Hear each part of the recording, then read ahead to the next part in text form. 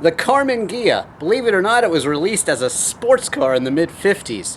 Italian styling and German engineering. So, is it really a sports car? What exactly is it? Let's find out. Well, I don't think there's any debating that it is one beautiful car.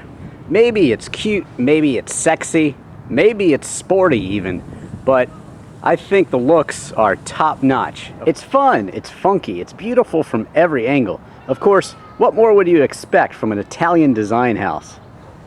It's really an interesting car to look at. It's based on the Beetle's running gear, but I think it's much more interesting than the Beetle in many ways. There really are no bad angles. The attention to detail is everywhere. It's just such a cool car. The lights, the louvers, even the emblems. Look at that style. Amazing. Of course it looks good top up or top down. The interior is simple and Spartan, kind of like that of a Beetle. This one even has the very rare air conditioning. Just like in a Porsche 911, this is how you activate the heat. Left side, right side. Just pull up the lever. As long as you keep the top up, you do get a rear seat that'll fit two in a pinch. With the top down, you do have some storage back here, and the two seats are pretty supportive and comfortable, but you do ride really, really, really low.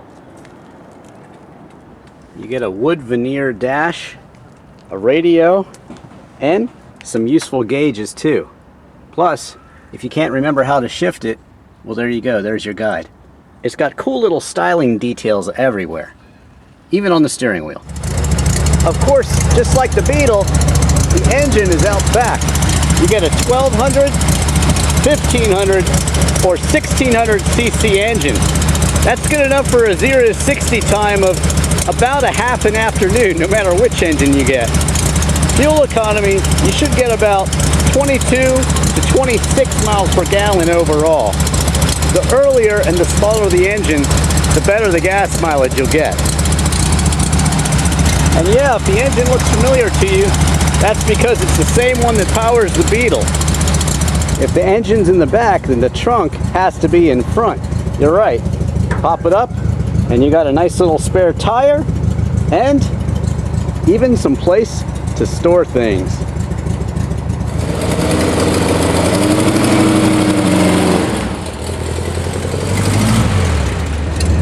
It's always interesting driving a classic car like this one. It's noisy, you're just so low to the ground. It's very, very light by today's standards, and therefore safety is just thrown out the door.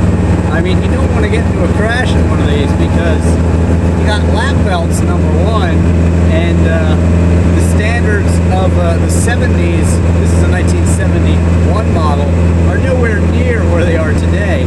So, you know, it's still a great fun car though, and wherever you go in this thing, it does not matter. Somebody sees it and they smile, or they're telling you a story about theirs or their friends or their family members. It's just a car that evokes so much passion, much like the Beetle does, but to me, this one is kind of like the architect's Beetle, maybe. The stylish person's Beetle.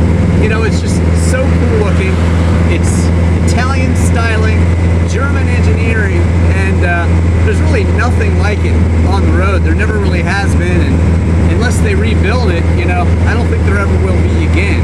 So it's just a heck of a lot of fun just showing up in this car. It's not fast, it's not very good at taking corners. Like I said, 0 to 60 in half an afternoon, but that's not the point. This is just a fun, cool car. Cool classic, that is.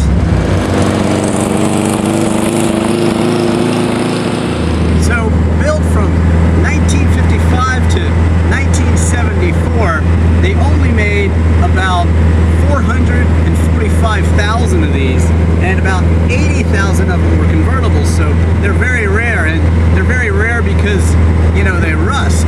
This one's had the body done, and so it's rare.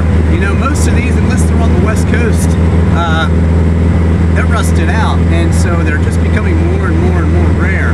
But there's a good number of them out there, and if you want one, you're looking at anywhere from a few $1,000s all the way up to, I'd say, about $25,000 for a really, really nice convertible. Of course, some go higher depending on their rarity and options and things like that, but a good fine example like this one should fetch about $16,000, and you know, for that type of money, it's a bargain classic.